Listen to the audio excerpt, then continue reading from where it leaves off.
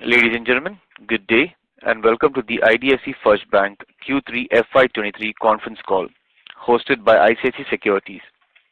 As a reminder, all participant lines will be in the listen-only mode and there will be an opportunity for you to ask questions after the presentation concludes.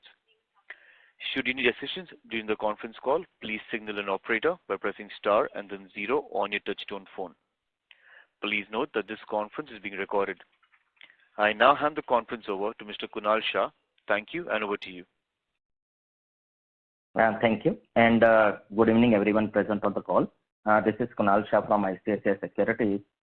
Today we have with us Mr. V. Vaidyanathan, Managing Director and CEO, Mr. Sudhanshu Jain, CFO and Head Corporate Center, and Mr. Saptarshi Bapari, Head Investor Relations from IDFC First Bank to discuss their Q3 and the 9 months FY23 earnings. So over to you, sir. Good evening, everybody. Hi, this is Vaidyanathan. Yeah, good evening, everyone. Sudhanshu here. Hi, this is Saptarshi Bapari. Hello, everybody. Thank you very much for joining us on this earnings call. Just want to give a few comments on my side, and Sudhanshu can bring up the numbers. Number one, as all of you know, that for the first few years we were trying to set right the liability side, but I'm happy to just announce to everybody that we are feeling very strong about what's going on the liability side with our bank. Our deposits are up over 40%, and we feel that we have a very strong traction on that front, going by what we are seeing in the market and talking to our employees and seeing the deposits simply swelling at our place. So that being firmly in place, now we're beginning to grow the loan book. On the loan book front, our book is of course growing right now about 25%. Number two is that what I do believe is a highlight about our bank is the way we are building the bank, not so much about the numbers as such, because numbers will all fall in place in due course. The more important thing is how we're building it, and we think we're building it very clean, not just accounting that every bank is and every institution is, but what I mean is that the way we are keeping our customer practices, the way we are dealing with the making our product services, the way we're setting the meter on charges, fees, etc. We're keeping it everything very reasonable with the customers, and in fact as slow as possible, which we do. So all that is of course winning us a certain amount of goodwill in the marketplace, we believe, somewhere or the other. Third thing is about assets. As our assets are concerned, really on the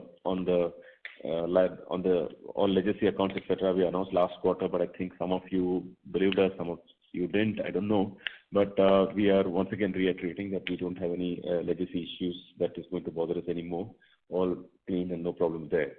On the assets on retail side, asset quality is never the issue. Even today is not the issue. I'm happy to say that our gross NPA has come down to 1.87%, and the net has come down to something like about 0.7%. So to us, it's not a surprise. To some of you, you might feel it's low, but it's been like this for a very long time for us, 8 or 10 years. Not a surprise to us. So it's all let us say that COVID was a bit of a blip, but that has sorted itself out, and we are absolutely feeling very good. So since we have a really fantastic retail lending machine, which is of delivering of a good asset quality, we feel confident to keep powering it up going ahead. That's the unique capability the bank has built. As far as the capital is concerned, the bank is well capitalized. We are capital running over 16% at this point of time. First is about unit economics of the bank. Unit economics, frankly, are quite good now. As you might have noticed that the pre-provisioning operating profit of the bank has risen by about 70% in the 9-month period compared to the 9-month period of last year. So when the loan book has grown only 25, so how can really operating profit grow so strong when loan book is not growing at that pace? So it's coming because of operating leverage and incremental unit economics. So I feel good about that, and we just have to keep pressing the pedal, and the bank will keep getting more and more profitable. It's become a relatively simple model to run from here on. As a fee income is concerned, it's looking pretty good for us. Our fee income is retail fees constituting over 90% of the total fee income. Finally, on profitability, I think bit by bit ROE is rising at the bank. We are quite proud that we already touched double digits. We are guided for double digit end of the year, but I think last quarter we did it, but this quarter kind of reaffirmed it. You watch next quarter. We're not very concerned now because we feel that we're firmly in the double digit now, and we don't think we'll dip below that. Now, last, of course, is corporate governance, technology, and ESG, etc. But that we will talk about in course of discussion. So that's a very quick brief, and all course is reasonably clear to us. I'll request Sudhanshu to make his comments about the numbers. Thank you. Yeah, thanks, Vidya. I'll start with the balance sheet metrics and then move to asset quality and profitability. The balance sheet size of the bank has grown by 27% on a YOY basis to reach rupees 2,21,375 crores at December end. We continue to see a healthy growth on our lending book and in deposit mobilization. Customer deposits for us has grown strongly by 8.4% on a Q-on-Q basis and 44% on a YOY basis. Within the same, CASA deposits increased by 39% and term deposits grew by 50%. CASA balances even during the quarter grew by 5%, and we also saw strong mobilization in TD as due to increase in the overall systemic rates. CASA ratio was stable at 50% for the quarter, and even average CASA ratio was at 50% for the quarter.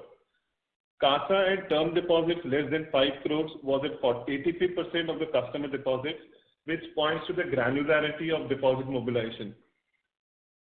Moving on, we opened about 37 branches during the quarter, and the branch count now stands at 707 branches.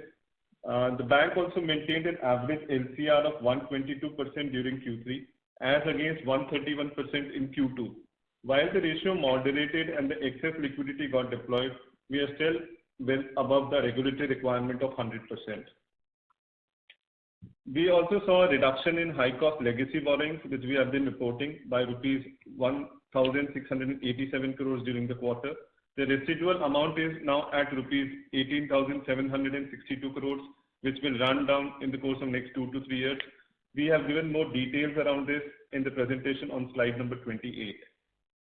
Moving on to the asset front, I am happy to report that the overall funded assets have crossed rupees 1,50,000 crores, and it grew by 25% on a YOY basis. Retail and commercial book grew at a faster pace to reach rupees 1,16,680 crores. We saw strong growth across all product segments. To give some more color, home loans grew by 48% on a YOY basis. We saw disbursements holding up well in this segment in the current quarter despite increase in the interest rates. Wheel segment, which includes two-wheeler and car, registered strong growth of 50% on account of the festive demand and our increasing distribution.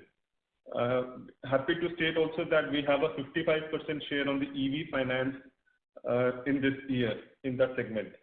Consumer loans comprising of consumer durable, personal loans and cross-sell book grew by 27% on a YOY basis. The rural book also grew by 36% on a YOY basis. Credit card, which is relatively a new book, that grew by 89% on a YOY basis to reach rupees 3,146 crores.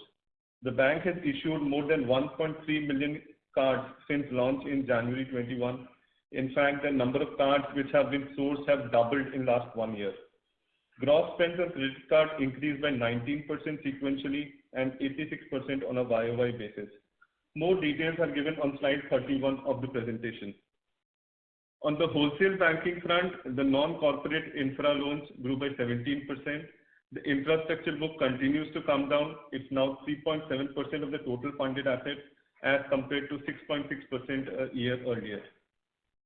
Moving on to asset quality, the gross and net NPA of the bank further improved by 22 bps and 7 bps respectively Q-on-Q and stood at 2.96% and 1.03% respectively.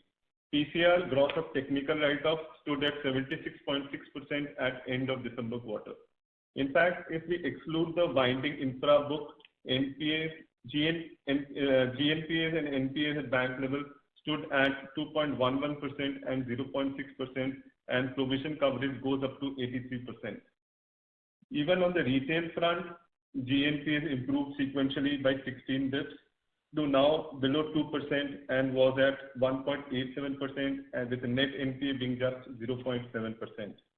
The corporate non-infra book continues to be well provided with a PCR of 99%.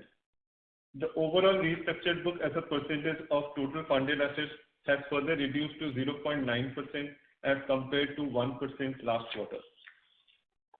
The SMA1 and SMA2 book on the retail book was stable at around 1% and much lower than 3.2% a year ago, which is a good indicator of a better portfolio being built. Even in the corporate book, the ratio of SMA1 and 2 is sub 0.2%. Slippages for the quarter were marginally lower than the previous quarter, despite the increase in the overall book. Moving on to profitability, our profits for 9 months this year was rupees 1635 crores as against a loss of 197 crores last year reported in the same period. This is on account of increase in pre-provisioning operating profits by 70% and also lower provisions by 57%.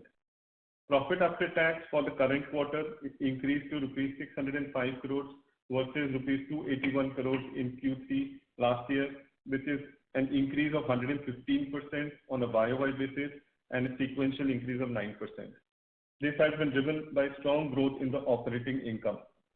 On a quarterly annualized basis, the ROE continues to expand, and for Q3 FY23 it stood at 1.1% and ROE has reached 10.72%. Net interest income grew by 27% on a YOY basis to rupees 3,285 crores.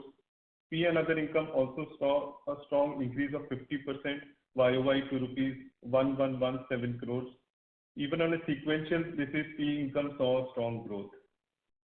We have given more details around the fee breakup in the investor presentation on slide 57. The bank had a trading gain of rupees 36 crores in Q3 as compared to a trading gain of rupees 25 crores in Q3 last year and a trading gain of rupees 116 crores in Q2 previous quarter. Core operating income excluding trading loss increased by 32% on a YOY basis, aided by strong NI and fee income growth, which I mentioned before. Operating expenses grew by 23% on a YOY basis. Cost to income ratio excluding trading gain improved to 72.2% in Q3 from 77.6% in Q3 last year and was also about 1% lower than Q2. As a result of the above, the core operating profit excluding trading gains grew by 64% on a YOY basis and 16% on a Q-on-Q basis. Provisions increased by 15% on a YOY basis and stood at rupees 450 crores. However, the credit cost for the quarter was stable at 1.2% as a percentage of average funded assets. For the full year, credit cost was low at 1.13% against our guidance of 1.5%. Moving on to the last section, the bank has maintained strong capital adequacy and its CAR including profits was at 16.06% and with a CET ratio of 13.49%. We have mobilized Tier 2 of rupees 1,500 crores in the December quarter, which also improved our capital adequacy during the quarter. The bank is well above the regulatory threshold and looks forward to continue the growth in a profitable manner. With this, I conclude my remarks and we can move on to the Q&A. Thank you. We will now begin the question and answer session. Participants who wish to ask a question may press star and 1 on your touchtone telephone. Participants who wish to ask a question may press star and 1 on your touchtone telephone. If you wish to remove yourself from the question queue, you may press star and 2. Participants are requested to use handsets while asking a question. Ladies and gentlemen, we will wait for a moment while the question queue assembles.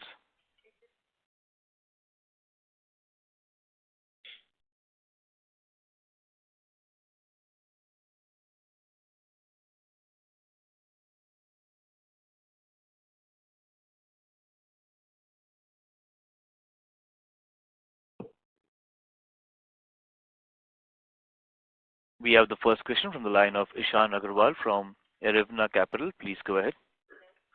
Hi, thank you for the opportunity. First of all, many congratulations on a super performance on all fronts this time around. Very happy to see core ROE excluding trading gains at 10.2% and appreciate the management finishing the commentary within 15 minutes, leaving more time for Q&A. I have a few questions regarding the numbers and the outlook ahead. Yes. Yeah. Firstly, so we have seen that the bank is engaging a lot of marketing activity with the tag Zero Fee Banking since its fourth foundation day, that is 18th December 2022. I've been a customer of the bank since 2019, and a majority of the services mentioned in the Zero Fee Banking promotion were already free. So is it just that we've started marketing a benefit aggressively which previously existed? First of all, thanks so much, Ishan, for your comment. Now, with regard to, yes, I think our bank was giving most of these things free, but by the way, they're not all free in the market, just for information. For our bank, thank you, last 3-4 years, they were all free. So, but we were charging on maybe a few items of those. So we just packed we thought to ourselves, anyway, giving everything free, we might as well, remove the 3-4 items they're charging on and make it a much more straightforward statement and give peace of mind to customers. So yes, so we just packaged what we were doing and added a little more to it. So the addition of these few services which you've made free, will it have an impact on the future fee income for the bank, like in terms of if you can quantify that?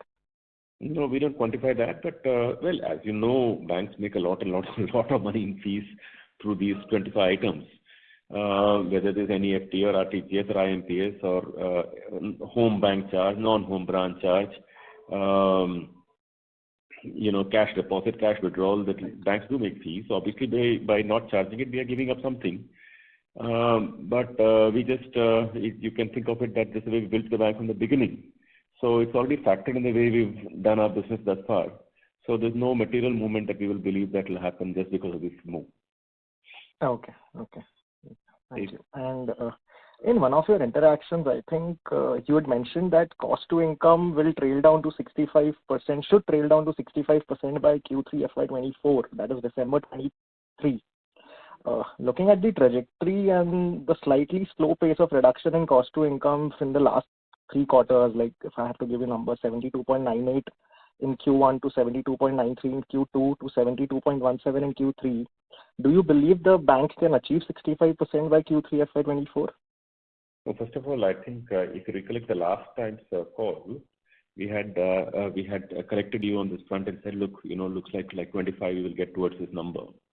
So we're just setting the record right on that. And number two, now you will see that year on year, the cost to income of the ratio of the bank will come down. We don't think there's any doubt on that front. So we are more tying ourselves down to return on equity because at the end of the day, everything has to boil down to ROE. So what is the target for return on equity for 24? 24. We are not specifically given a guidance out, but if you recollect the original guidance we put out at the time of merger of the bank, and it's there in the last page of presentation, we actually 13 to 15% is what. Exactly. So we said 13 to 15, and of course, 5 years is a long time to take such a long shot and get a prediction right. But the good news is that we are getting it right, we feel. And that too after doing an equity raise twice because of COVID, or once because of COVID. So it's actually very commendable. That. No, thanks so much. No, really, frankly, when people put out a 5-year plan, that too, if today we would put out a 5-year plan, there is a reasonable clarity that we'll get it right. But remember, at the time of merger, there were so many swinging balls all over the place, and the ball was swinging all over the place. And meanwhile, so we were just peeping out in the future and thinking what the bank could look like or should look like. And to top that up, then there was COVID. Who could think of COVID and the kind of stuff it brought on us? Then there was, those few bad loans that knocked us on 2,000-3,000 crores over 2,000 crores from our P&L on net worth got knocked out. After all that, also we feel that we will be somewhere in zone there. So I feel that things are on track. So say we raise, because we formed a capital raising committee and we will be raising capital in this financial year, the next financial year. In spite of the capital raise, we will be able to achieve 13 to 15% ROE? Yeah, we talked about FY25 just for information. If you see the investor presentation, that spot, that particular page, you go and have a look at it. Okay.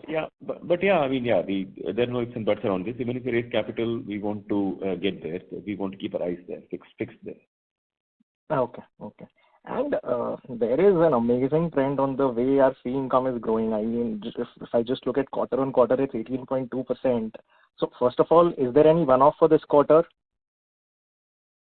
No, there's no one. So there are no one-offs as such in this. Okay, okay. And how do you see the trend of fee income? Should this trend continue going ahead?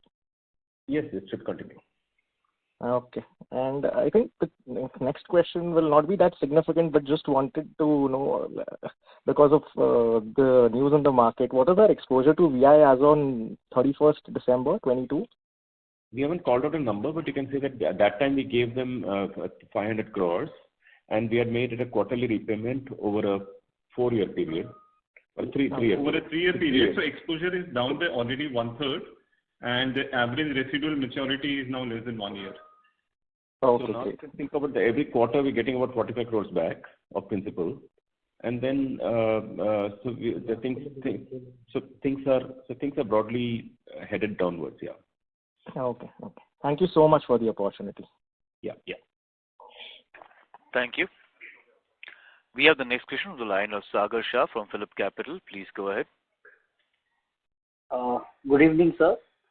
Thank you so much for the opportunity, and for, first of all, many congratulations for another superb set of numbers actually in this quarter. Thank you. Thank you so much. Yeah. So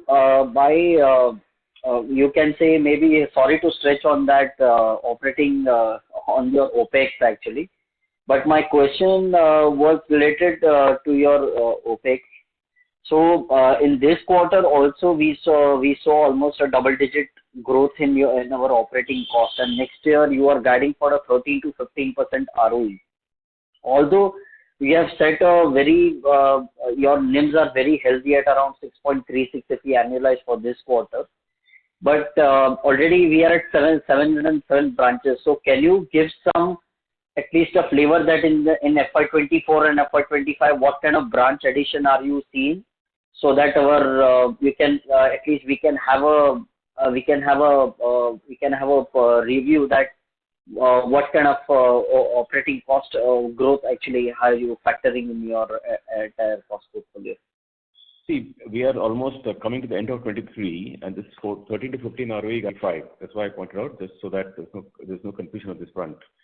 So, Okay. So that gives a 2-year window, as per our original guidance, to move from the current number of, call it 10.5, to that number. So we think we will work towards that. Now, with regard to your other question about branch, we should be adding what, about 150 a year? Yeah, About 150 a year. So 150 per year you're going to add your branches. Correct. Okay. And sorry, I didn't get your point previously about the 10.5 that you were referring to. Yes, we reached 10.5, and I hope you'll agree that it was a rather swift swing into the 1% ROA league banks. Absolutely. I mean, actually, internally, we are feeling very happy about the way this bank has swung into profits, and it has swung into like solid 1 plus ROA. That has taken us into the 10%, 10.5% ROE. Now, 10.2, sorry, not 10.2 ROE. Now, that number, we feel there should be nothing that should stop us in this direction. Of course, it's not that we're not exactly assuring, guaranteeing that every single quarter things will keep inching. There are a quarter, just 3 months. Sometimes a small swing happens this way or that way. But, but directionally, we should definitely moving in that direction. Okay, sure. Got your point. Now, second question was on your NIMs actually. You have clocked around 6.4% NIMs for this quarter if we annualize it. So going forward in FY24 and FY25, do you visualize that our NIMs will likely face some pressure actually, or are you comfortable holding at around this figure for the next 2 years? Somewhere here. It's running a little more than what we had initially guided it for. So let's play it by the year. But broadly speaking, we are already in the zone that we would like it to be at. Okay, sure. And my last question, sir, would be on our cost of funds. So in this quarter also, we have around a 40 bips hike we saw in I think the first week of December in the repo hike I'm mentioning too. So have we the cost of funds, have we factored in all these in our yield and advances, and also have we factored in our deposit rates, or in the coming subsequent quarters are we going to witness some little rise in cost of funds and little even more better yields from now? Can you give a flavor on that? No. You are getting too greedy, I think. Okay. Yeah. Already factored, already passed on. I don't think we should expect anything more than this. But you know what? Frankly, the game is not so much about increasing NIM and all that. The game is now about improving cost-income ratio, which will happen because it's a very simple game of leverage and a very simple game of operating leverage, actually, not just leverage, operating leverage. So it will just watch this game. I think most people haven't figured out a bank yet. The way this bank is fundamentally structured now in a financial sense, the income at these levels should continue for a while because there's no reason for it not to. Because after this product mix is giving a certain yield, there's certain cost from a particular offering you're giving to the market. So, and in any case, there's a little bit of buffer still for us we are sitting on a little bit of buffer because of that 18,000 crore? 18,000 legacy borrowing. 18,000 legacy borrowing, which are paying about 8.9% or so. So that is yet to come to the P&L. So once we replace them with today's cost of money. So let me just say that there is enough on the income line for us now. Automatically, when we just grow, you see the margins that are coming. If the bank is having the kind of margins we have, and you just grow the book from here on, then automatically income will grow, and certainly expenses not growing at the pace that the income is growing. So it's so simple, so mathematically. Just go to spreadsheet and just extrapolate the bank for 1 or 2 years. You will automatically see it will come down. It will not take any superhuman effort from us anymore from here on. Okay, and that will translate directly to the P&L, and that's how it will play out. Actually, that exactly my point was that your main driver for your ROE is nothing but only your OPEX actually. So that's why I asked about the branch addition, because right from the merger, we have moved from 206 to almost 707 branches as on December, as on the third quarter FY23. So going ahead, subsequently, if the branch addition, if it goes, the branch addition, if it goes on a declining level, automatically your operating expenses and the operating leverage that you talked about will flow in. But unless we don't stop our this growth of OPEX, actually, it will be a little difficult for us actually. And maybe we have to stretch it. Maybe our ambition ROE maybe by 1 or 2 years, maybe even more actually. So that exactly my point was. No, absolutely. You're making a very absolutely fair comment. The thing is that, frankly, the way we are building the bank, we are really not looking at this, that look, whether this quarter will become this or that quarter will become, will touch precisely in 8 quarters from now or 9 quarters from now. If I have to put branches, I'll put the branches. If I have to reduce the rate, I'll reduce the rate. If I have to increase the rate, I'll increase the rate. Basically, it's a very dynamic and fluid place. All I know is that directionally, we are set at a pretty good economics in this bank. So therefore, supposing I told you 150 branches, if I feel like I'll make it 200. So, or I'll make it 125. So what I'm going to say is that these are all directional stuff. We day-to-day run the bank, and we are somewhere we operate in the corridor of what we say. So therefore, we are building the bank for a long run. Let me call it many years from now. And a quarter here or there, I'm not particularly bothered. So, short point is therefore that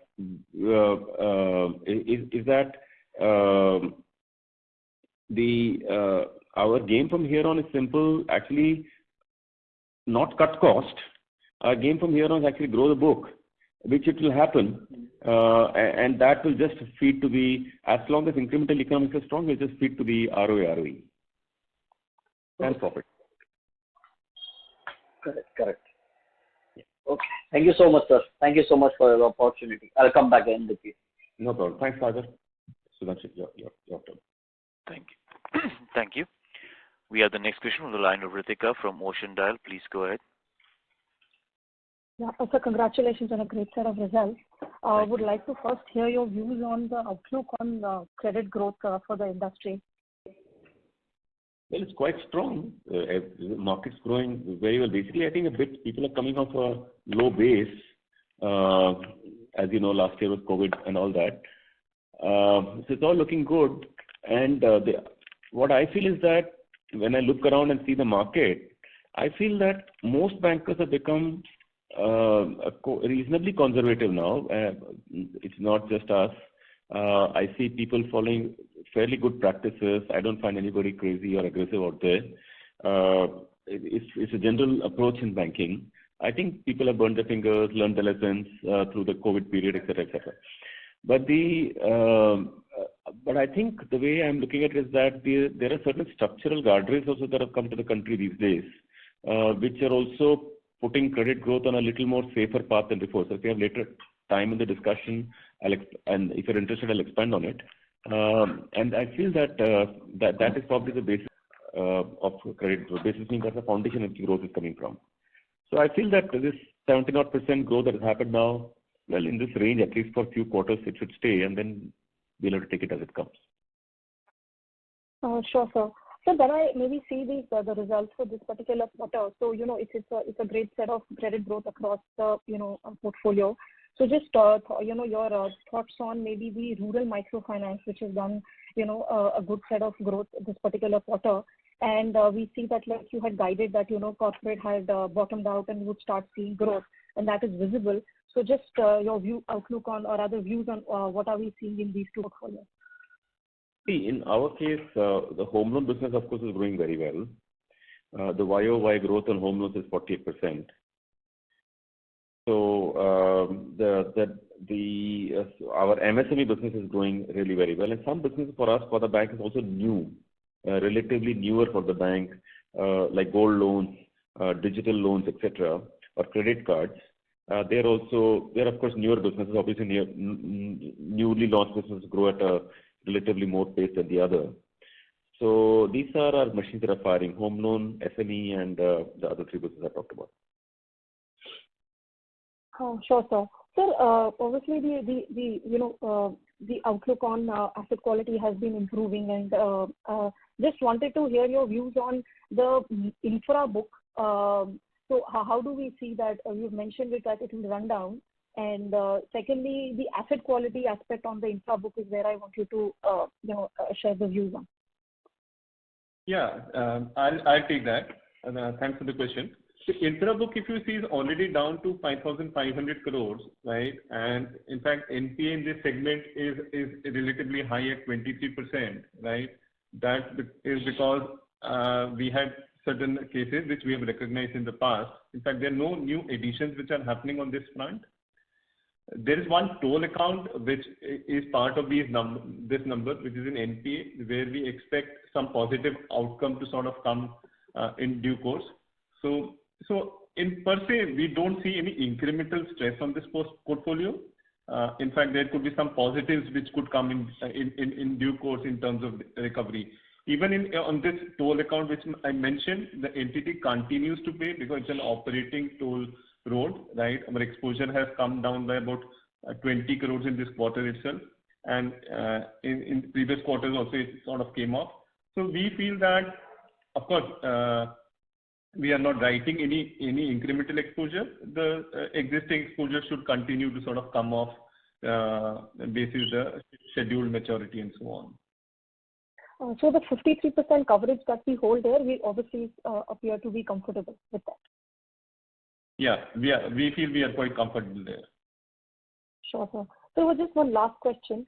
So the CASA actually was a little different than what we saw for the industry. So everybody is showing quite a moderation. Have we taken any further increases on the rate side, or how should we rather see this? Yeah. It's a fair question, I know. No, we have not done any movement on the rate front. They are what they are. they are what they were. But somehow I told you, we are getting a very strong inflow of deposits. Our bank, I don't know how, but we are a big beneficiary of public goodwill in a major way. You do a spell check in the marketplace and talk about a bank. Most people will tell you that the bank is a good bank. You talk to customers of a bank. We are getting very, very, very positive feedback from customers. By the way, lots and lots of people in my own building are customers, so I often get to hear what's going on around the place, or when we visit our branches, etc. So there is goodwill. Service is great. Pricing is, let me say, in the middle of the band. If you think of, if you think of the top tier banks, ICICI, HDFC, Axis, Kotak, let me just think of them as one category of A category banks. Then think of the next category of, say, IndusInd, Bandhan, Yes, ourselves, maybe one or two more. So we are in the bank in the center of the pack. But somehow we are beneficial, but our deposit growth is disproportionate to the price we pay. But that's what it is. Okay, so wish you the best and congratulations again on the 1% plus mark. Thank you. Thanks so much, Ritika. Did I answer your question, or was I just you felt I was being I ran through? No, sir, you did. I am a customer myself, so I know, sir. I can understand. Thanks so much, Ritika. Thanks so much. Thank you. Thank you. Thank you. We have the next question from the line of Mohit Surana from CLSA. Please go ahead. Hi, sir. Congratulations on a good set of numbers. First question, if you can just break out the NIM improvement, the factors contributing to the NIM improvement for the quarter. And secondly, in terms of loan growth, the way you see it now, has it changed materially from what you would have thought, the loan on the loan growth outlook, maybe let's say 1 or 2 quarters back? In your mind, has the growth outlook changed any bit on the loan side? Those are the 2 questions. Yeah, thanks, Mohit, for the question. I'll take both of them. So on NIM, NIM increased during the quarter, and the factors contributing to that increase, I think, are 3 to 4, which I want to sort of call out. One is, of course, the repo repricing benefit, which sort of came in, I would say the full impact, which came in Q3.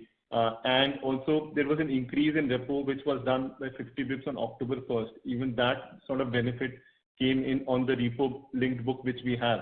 That is broadly about 40% of our book, which is repo linked. So that was one factor. Second was, even on the investments, we had an increase in the yield because the churning of the book which happened, particularly T-bills, right, where the old T-bills were retired, which were at lower rates, and got replaced with slightly better yields.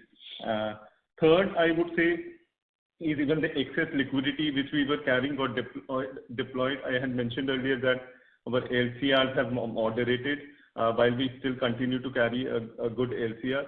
So all of these factors sort of led to an increase on the yield front, and even the incremental loans which we have sourced, right? There also the rate transmission has happened.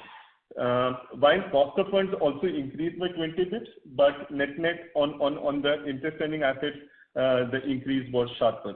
So all of these factors have led to a NIM increase for the quarter. On the second question, on the loan front, of course, we are seeing strong buoyancy sort of continuing on that front. We have guided that we should be comfortably able to grow the loan book for foreseeable future, I would say by 22 to 25%. So we feel quite comfortable and a strong sort of demand holding up on the loan front. Got it. Thanks a lot for your response. Thank you, and all the best. Thanks, Mohit. Thank you. We have the next question on the line of Ashutosh Mishra from Ashika Stock Broking. Please go ahead. Congratulations, sir, for a very good set of numbers. FY23, we have seen basically a lot of positive happening on the loan front, especially because of the repricing of the repo rate. But FY24, everyone is indicating that it will be the year where we need to focus on how we will garner the deposit to fund these loans. So, how do you see the deposit side of the story in the industry panning out in FY24? Well, you mean for the industry? Well, if you see historically the industry, if you take a data point from 2010 to today, I plotted it once. I found that actually on average grown at 10% all through this whole period of 12 years. So if you ask me to take a guess what next is going to look like, maybe 10, maybe 11, maybe 12. And then you might argue then how it's going to grow deposits as a little credit to the market by about say 17% or whatever it will grow at.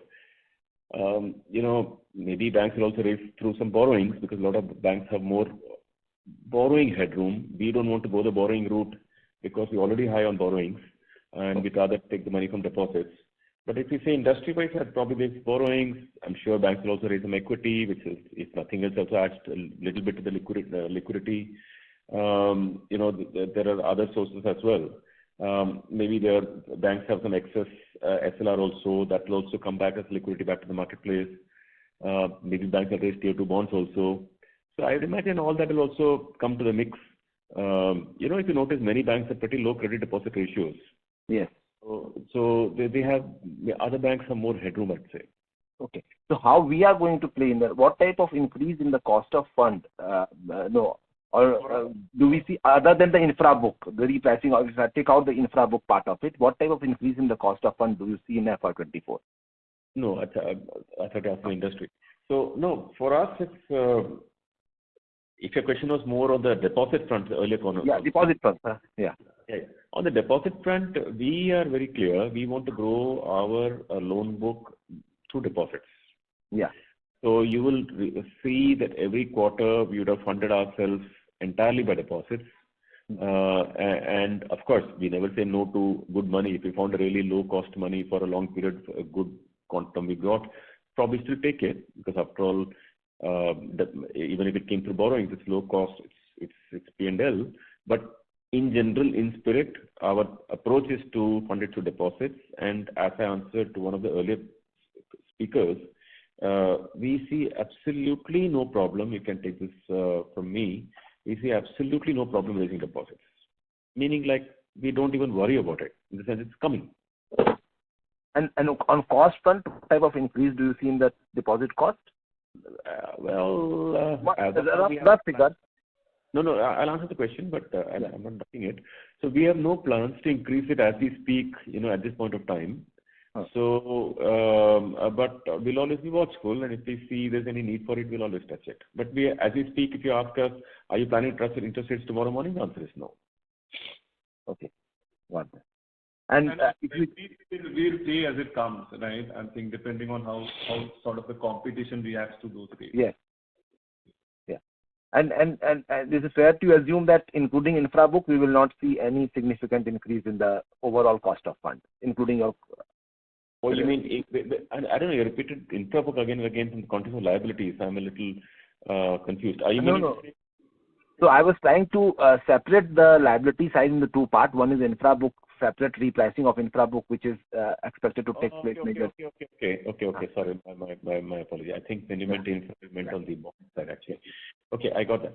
No, that will run itself off in due course. Yeah. In fact, we'd say that will add to the P&L. That will add to the P&L, meaning that we'll replace them with lower cost, obviously. Yeah. But we are not factoring that in when we are talking of the fact that our NIMs will stay strong. Our NIMs will stay strong so by itself. We are not depending on that. That will be a bit of a bonus, actually. Okay. We got that. Okay. And we are also, in our advertising, we are putting a lot of emphasis on the zero fee and other, charge. So does it will have any impact on our fee income growth trajectory, or from where we will compensate what we are losing on the customer acquisition front there? These thinks of concepts of compensating X for Y, etc. Many people think like that, but we don't think like that. So kar diya bas. We don't have to everything does not have to be matched pie for pie. Okay, finished. We talked of something, we forgot about it. That's it.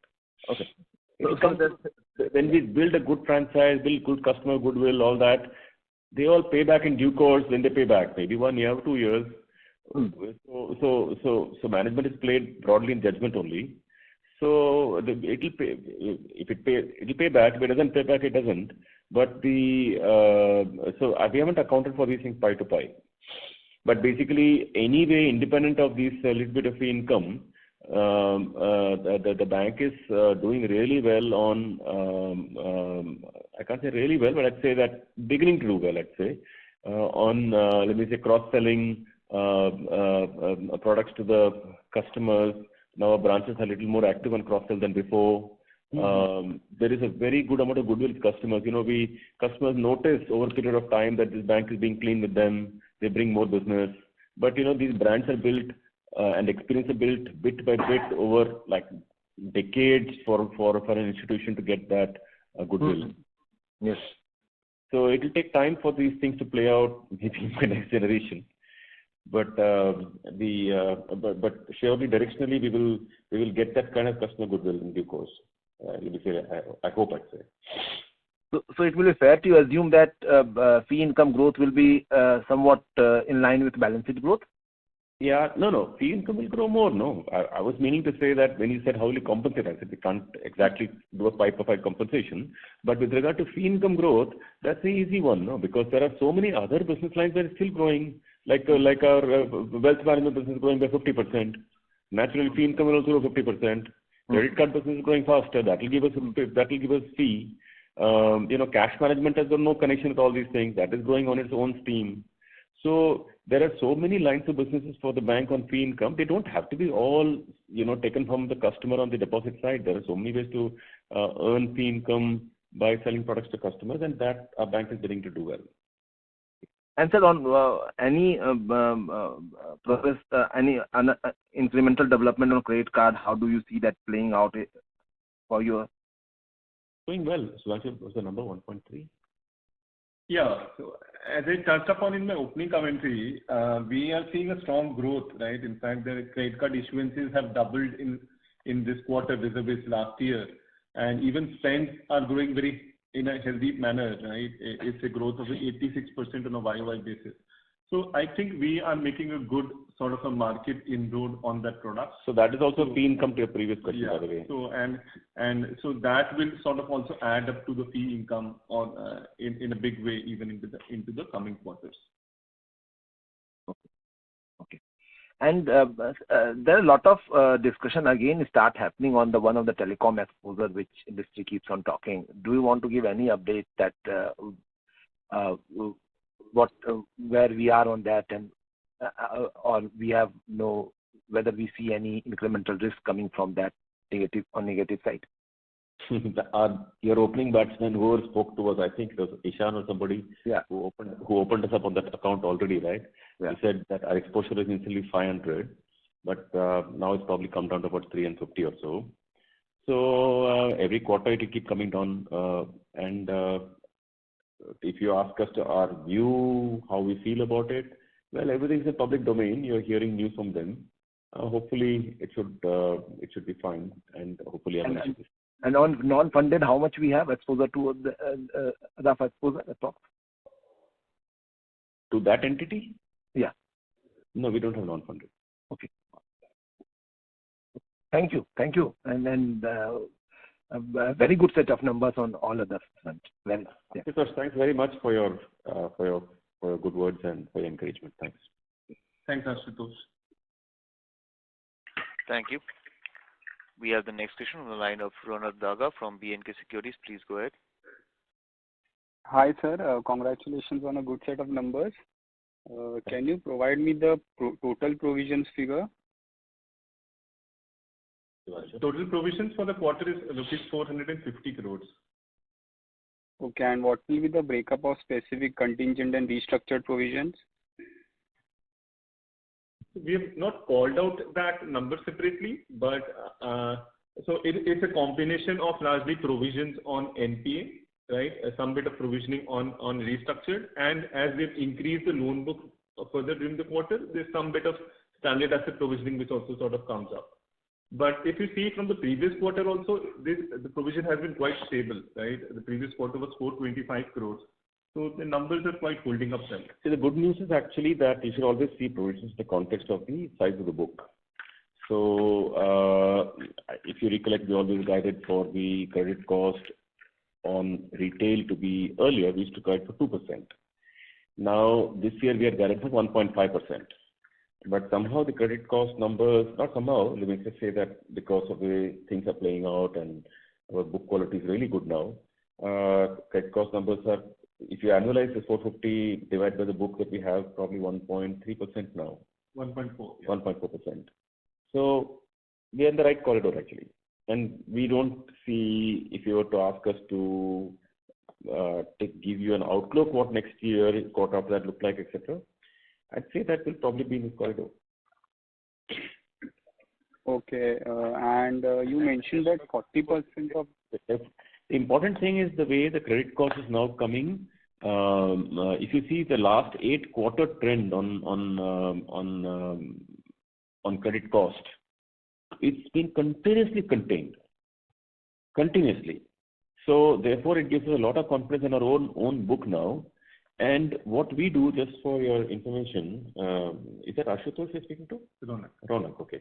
So Ronak, if you look at our stuff, the way we do our maths in our bank and try to predict the credit cost is that we calculate what is the collection percentage you are getting on different buckets like 0 to 30, 30 to 60, and so on and so forth.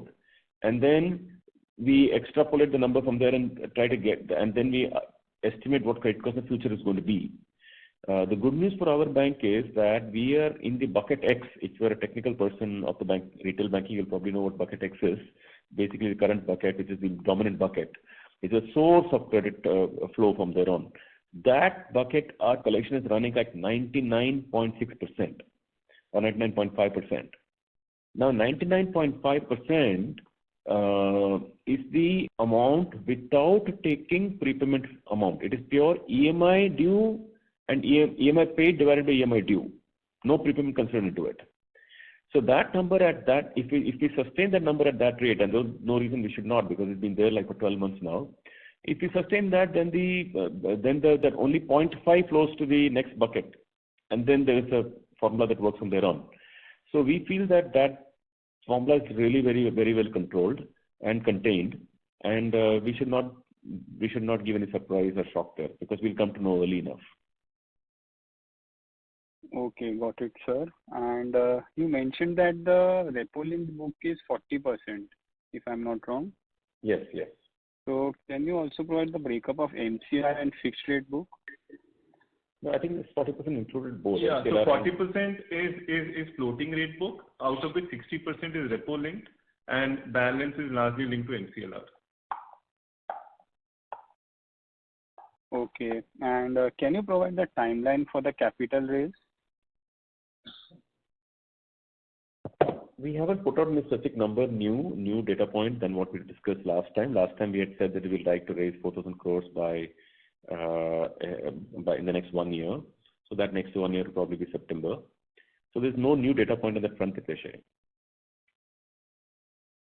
Okay, got it. But that means that between now to then, whether anytime in the next 4 quarters, we do intend to raise that kind of money. Okay, got it. And just last question, can you provide the restructured number? Yeah, so restructuring book is 0.9% of the total fund and assets, and it has come off by 1%, which we had reported in the previous quarter.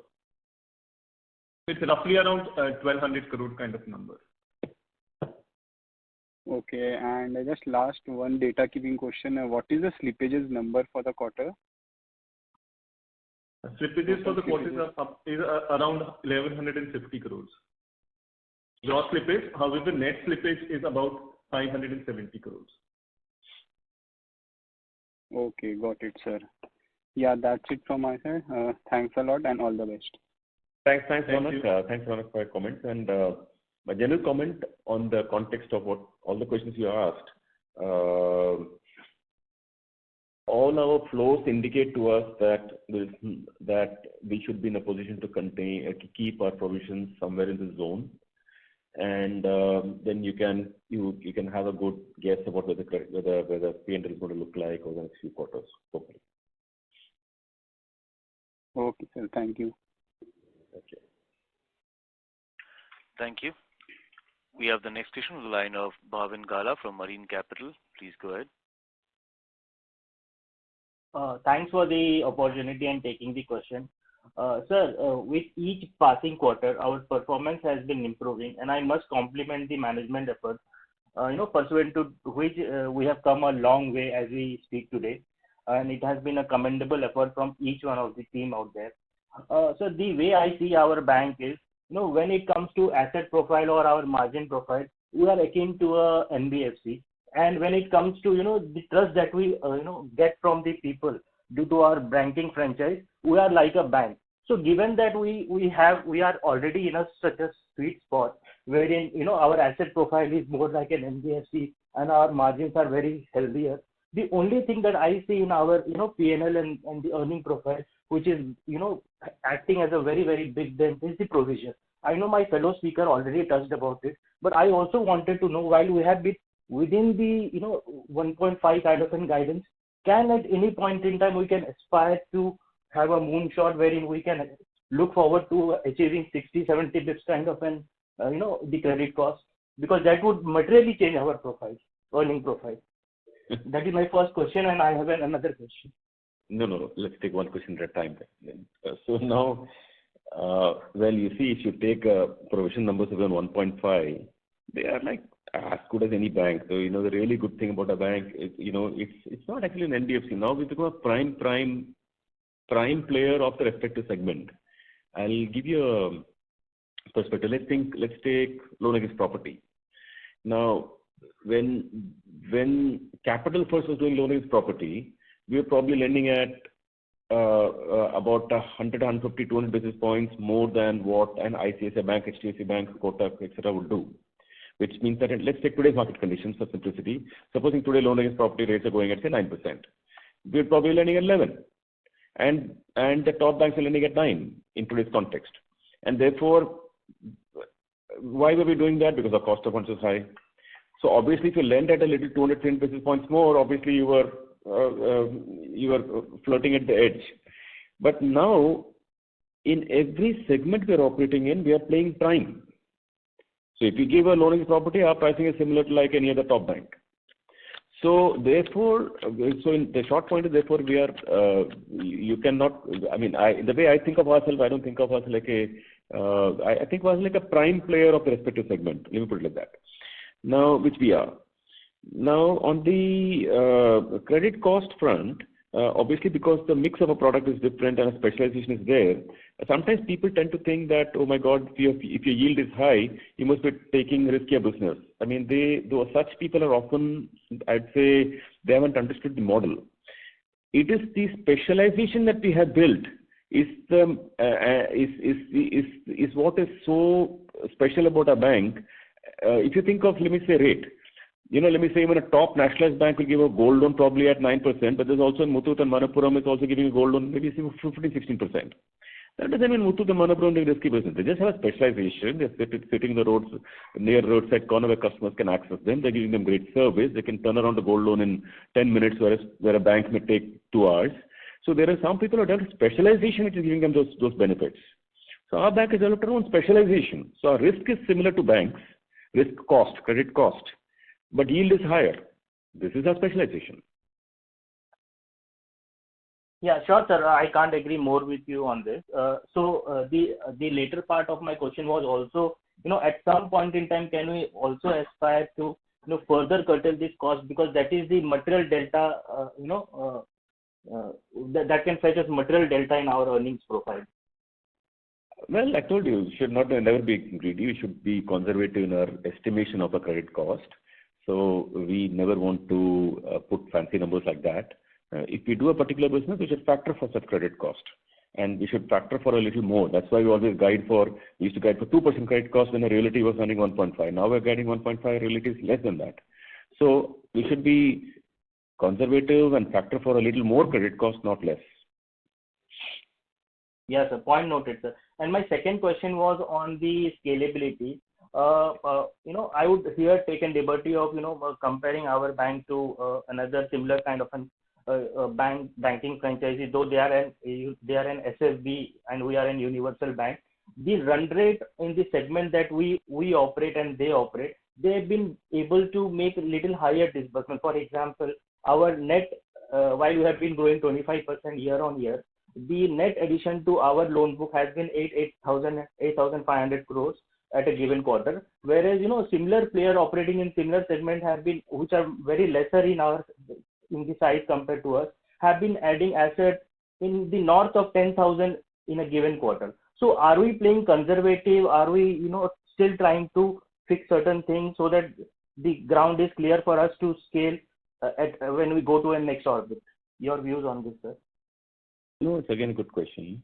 See, just because it's a market, we should not play all our shots all the time. We have a steady model. Our loan book is growing by 8,000, 9,000 crores a quarter. So very happy with that. It is, as you know, we have to factor this in the context of our capital. So if we run ahead of ourselves, then we'll run out of capital and ahead of time. So as a management, we have to carry the bank along in terms of we should pace our growth. If you remember the first 3 years after the merger, we paced our growth in such a way to grow only 5%. Haven't you remember that? So we paced ourselves at that way. Now we're pacing ourselves at 25. We believe at this pace, the accrual of our profits will be such that our ROE will get fixed appropriately. If we grow too fast and run out of capital, we've got to come to the market earlier than planned. It has its own implications. So we are pacing ourselves accordingly. Sure, sir. Thank you very much for that. Yeah. Thank you. We have the next question on the line of Sarvesh Gupta from Maximal Capital. Please go ahead. By the way, moderator, it's been 1 hour. I thought we have 1 hour call. So if there's anybody else who have... Yeah, Sarvesh. Good evening, sir. Congratulations on a good set of numbers. So, sir, first question is on the loss-making businesses. Earlier, you used to allude to the run rate of certain businesses as well as infrastructure bonds that is sort of hurting the PNL, and that should sort of normalize in the coming times. So, if you can provide an update of the current run rate of some of these. Second was related to the 4,000 crore fundraising. So I think that is already answered.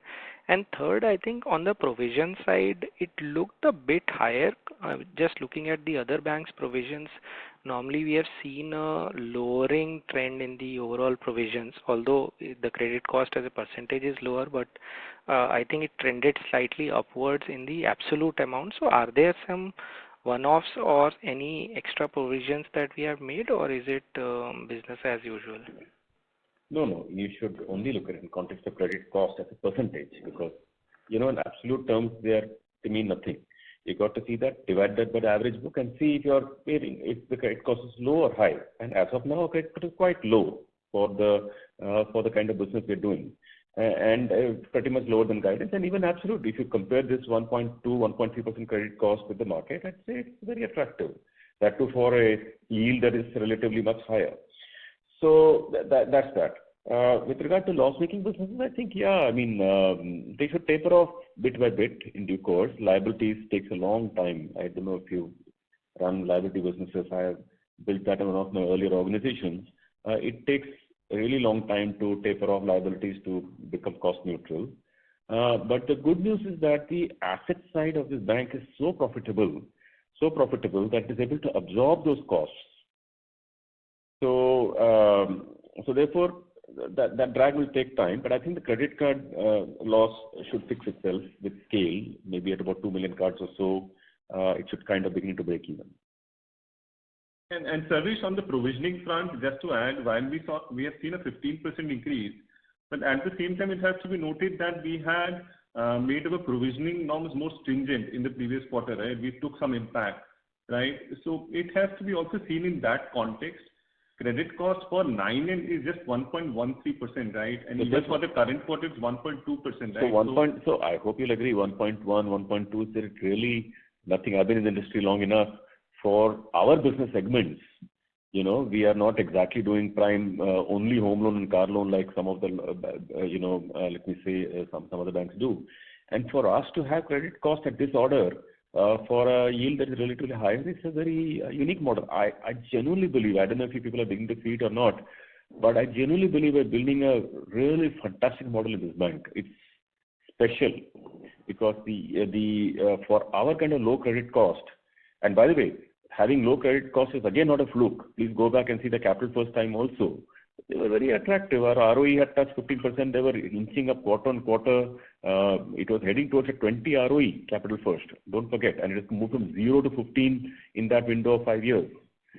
So, and it was still inching up at the time of merger. As go and see the numbers that are there in the presentation. So we have a really unique model. Like one of the earlier speakers talked about the fact, who questioned us, saying that, look, your yield is attractive and you're getting the liabilities of a bank. I think it's very, very unique actually. So over time, people will begin to see, you play this game year after year without hurrying it, without hurrying up growth. I don't want to hurry up growth at all. It will come. If I play it patiently, it will come. And then people will see what is evolving here. I'm sure you watch this game for next 3-4 quarters, you'll get very convinced. Understood, sir. And my final question, just in terms of understanding of your names. So while you said that you are still playing that prime game, but our names are still sort of more aligned to a SFB or a NBFC.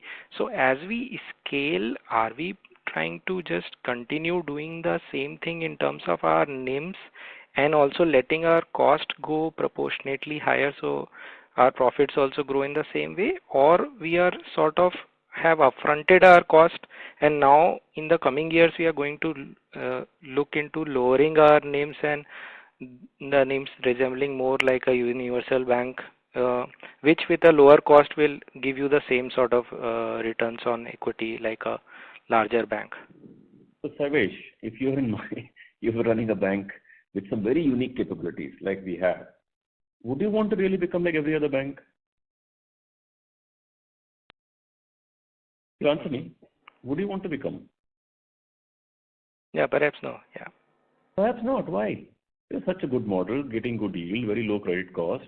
Historical 10-year credit cost is quite low, so now it means the model works.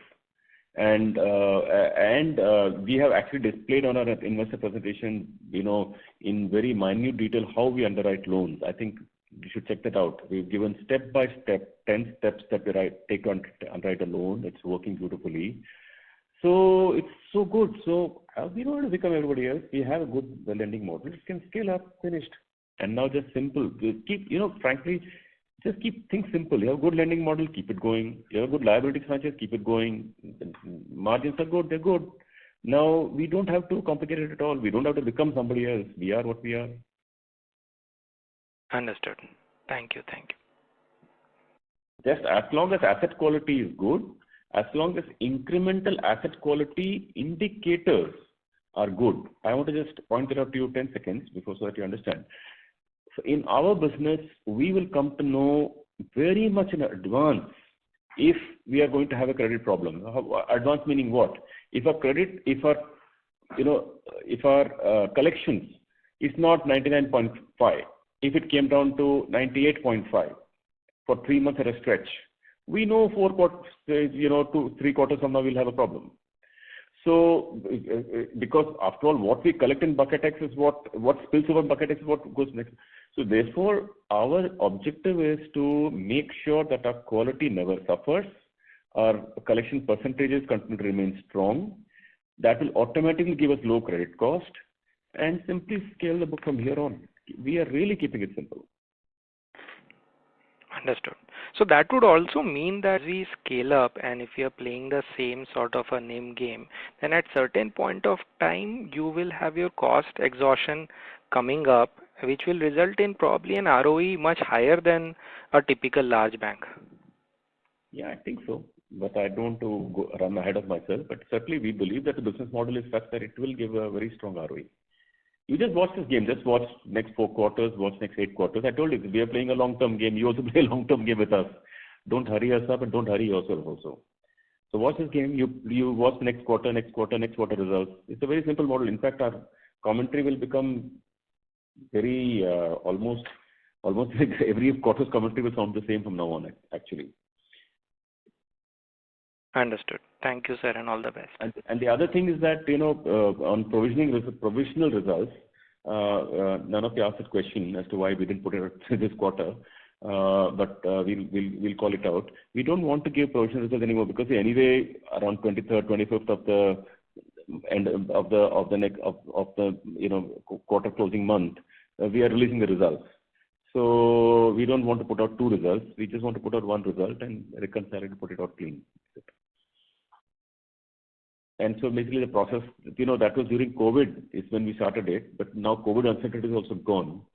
So we'll now straightforward announce the results and be done with it.